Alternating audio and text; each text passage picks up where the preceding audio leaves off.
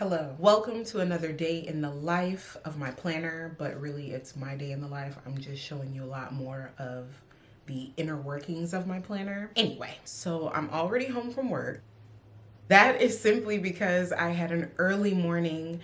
I think that I tend to film these day in the life videos on days that I go to Orange Theory because in a perfect world, I would love for my days to constantly look like that. So maybe I'm putting it out in the universe that let this be a weekday kind of thing. That's what I'm hoping for. I'm SILL'S. I feel like I didn't say that. I'm an Atlanta-based part-time content creator. Full-time, I am a property and casualty underwriter, Orange Theory.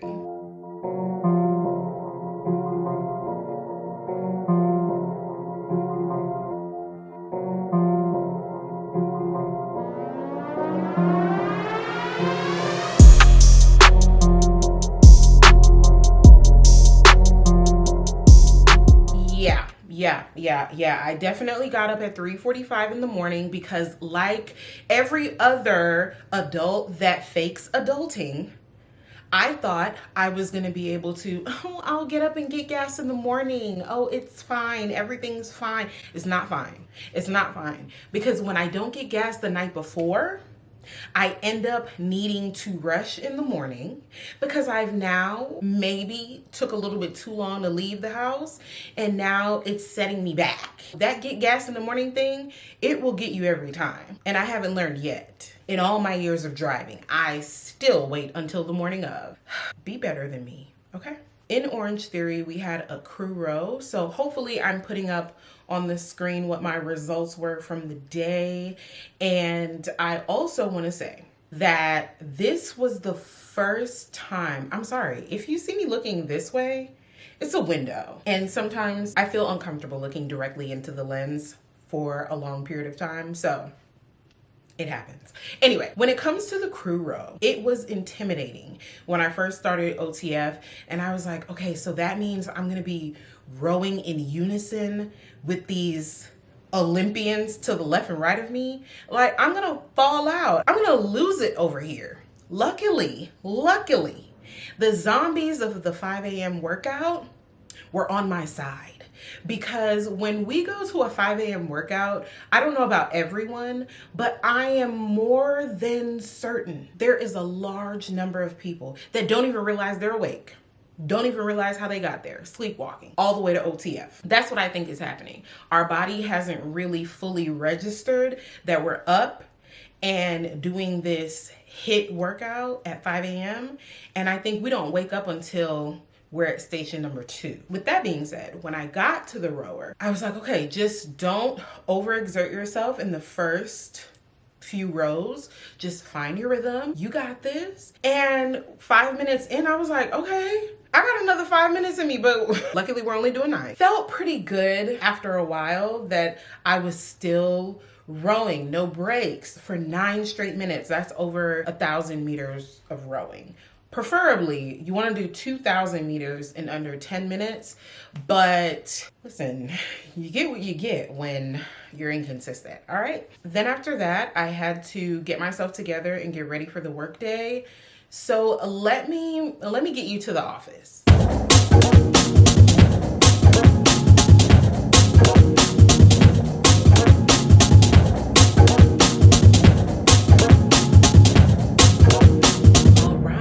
So we're in the office, mask on, mask off, Clorox wipe it down, get the planner out, get your notepad out, get ready to receive the nonsense of the day, create an environment of peace and tranquility, and don't check your emails until after 9. So I had overtime to start the day, and typically I like to work on preferably pending items that are in my kind of queue. So we don't really have a set, rigorous, structured schedule of the day.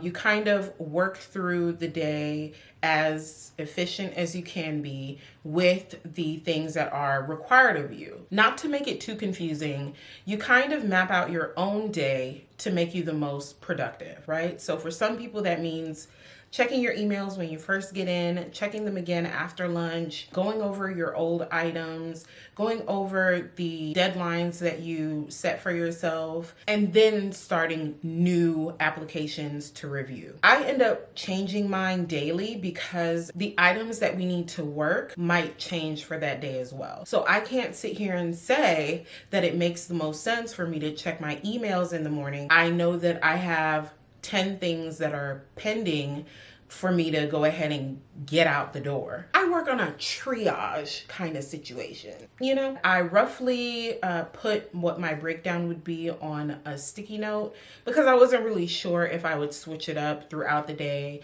before I committed to my actual insert in the planner.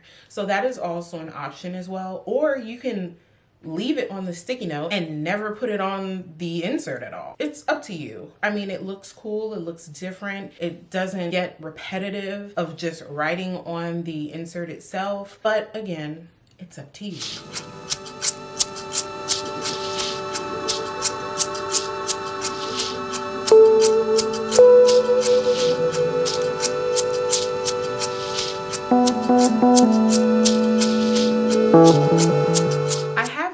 Work-related goals and aspirations that I set for myself. And even though being in the world of insurance was not my ideal career move, it was literally never on my list of things to do. It turned into something very lucrative for me. It helped me purchase my first home, my first car in my name.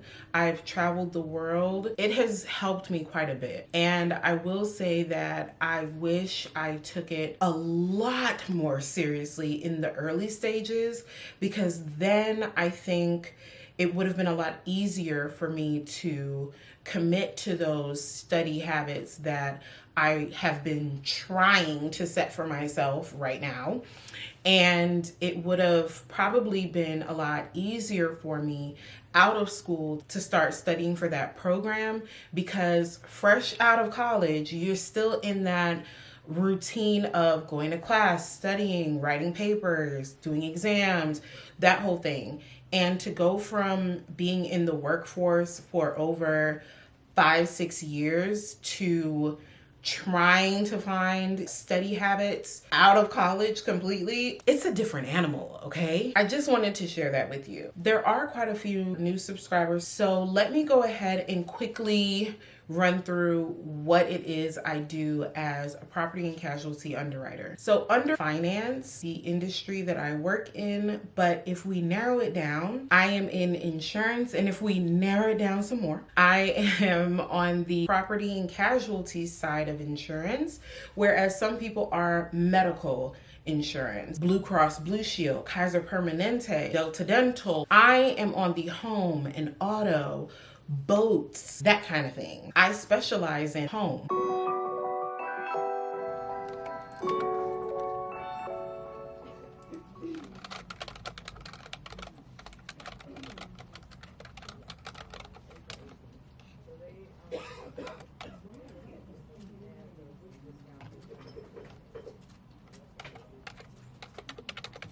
Hopefully I'm putting a picture of a house on the screen. Let me go ahead and pull one up so that I can go through it with you. Okay, this home is located in Dunwoody. Very nice area. You should visit sometime. You go into your agent's office, find them online, whatever the case.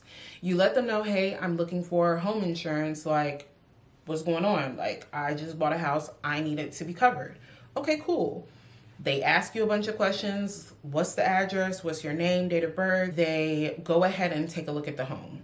And we need to assess it to see if it's a risk that the company would like to take on. And I'm going to use this example because this is what one of the agents said to me, because they were trying to explain to the people in their office how to be a better agent for the clients. So here's what they said.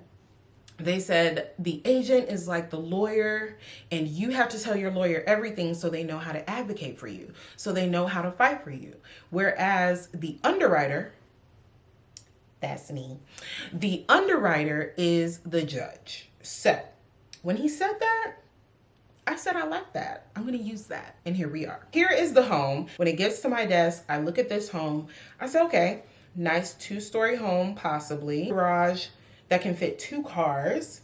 We probably have a fireplace in there, but I don't know yet. This only has 1 picture. But anyway, when I look at the back, I see if we have any patios, balconies. I see if we have any pools or fencing or anything like that. I have to assess the grounds, okay?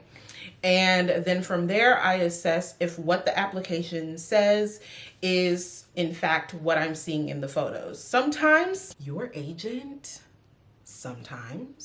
will want to get you the best bang for your buck. This home was built in 2022. No, it wasn't.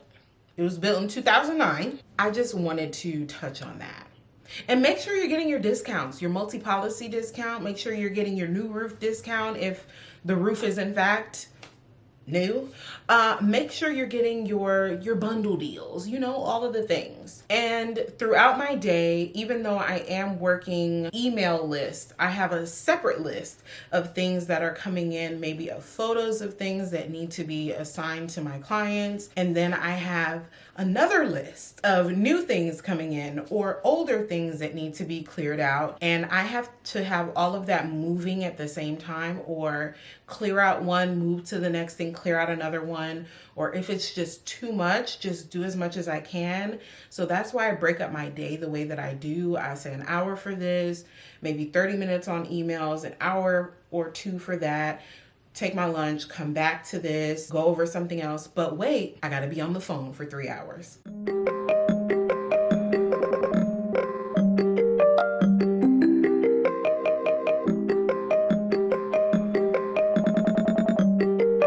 That means that I am listening to the scenarios that the agents are calling in about and letting them know if this is yay, nay, maybe, let me check on that, because we have to be mindful of those guidelines for the state. I work with 9 states. 8 or 9 states. I might get a call from an agent in Illinois, and then I get a call from an agent in Georgia. Tennessee want to call, Alabama want to call, Kansas City want to call. And then they wonder why, okay, why don't you know this? But you think I'm your personal underwriter? I gotta look it up.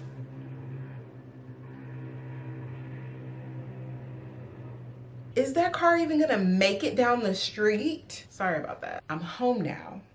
And I had all of these grandiose plans to get stuff done, but it takes me over an hour to get home some days. If traffic is bad, weather is bad, it could take me an hour and a half, and that really is draining in itself. So to have my morning start before 4 a.m. and to still be on go.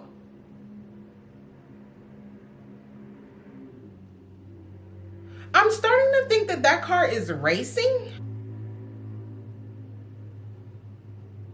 Because no. I wanted to do all of these things like clear my car out, which let me just go do that. And I also want to clear out my junk drawer. I have a lot of mail in there, and let me tell you, that is mail from December. So if anybody sent me a $5,000 check just because I'm funny and cute, I ain't cashed it yet, so.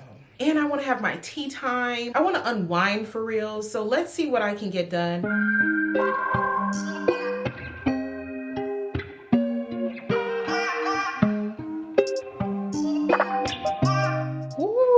It's a little bit later now. Okay, the dishwasher is going. I have all of this stuff that I need to put away. I have some stuff, I don't know if you can see it on my stove right now, but I use an oven cleaner for my stovetop, and to get the grime off if it got caked on or anything, then I wipe that off. I use the little Dawn dish soap or the power wash to get all of that those chemicals and product off of the glass top. Then I use a glass cleaner to get that shine. Fumes are going on behind me right now. A lot of things are happening in the lab. I literally had a shopping bag of mail just shoved into the junk drawer, but now the junk drawer is looking less junky and more organized chaos. And I still have my card from Kay. It's tucked away in there. I don't really have a place to house those things right now, so I just kind of have my birthday cards there. Wooden wicks that I keep because I repurpose candles. Whenever the candles that I buy in store are down to the bottom of the vessel that it's in, I melt it down, pour like scents into one big vessel, add a new wick, and now I have a brand new candle. It saves me time on thinking like, what smell am I gonna have in the room right now? Like, no, I just made a candle real quick. My car, I took all of my cardigans out, put all of my reusable shopping bags. Most, if not all of my shopping bags are from Trader Joe's. Let me tell you about a Trader Joe's shopping bag, okay? That Trader Joe's reusable bag, it is really neck and neck with the IKEA blue bag. And I have a gang of those too. TJ and IKEA, they are really fighting for the #1 spot. I quietly feel like IKEA, of course, is #1 because furniture. I didn't take you into the car because it's in the garage. The garage is fairly dark. Even when I have light on, I'm not opening the garage door just so that I can film the inside of my car. Like, you know what cars look like on the inside, stop. But I figured I would go ahead and like kind of wrap it up because the video is long enough. It isn't supposed to be this long drawn out thing. As the day comes to a close, I'm going to go ahead and get my tea ready after I put that stuff away. Let me go ahead and show you the planner and I will see you in the next one. Bye.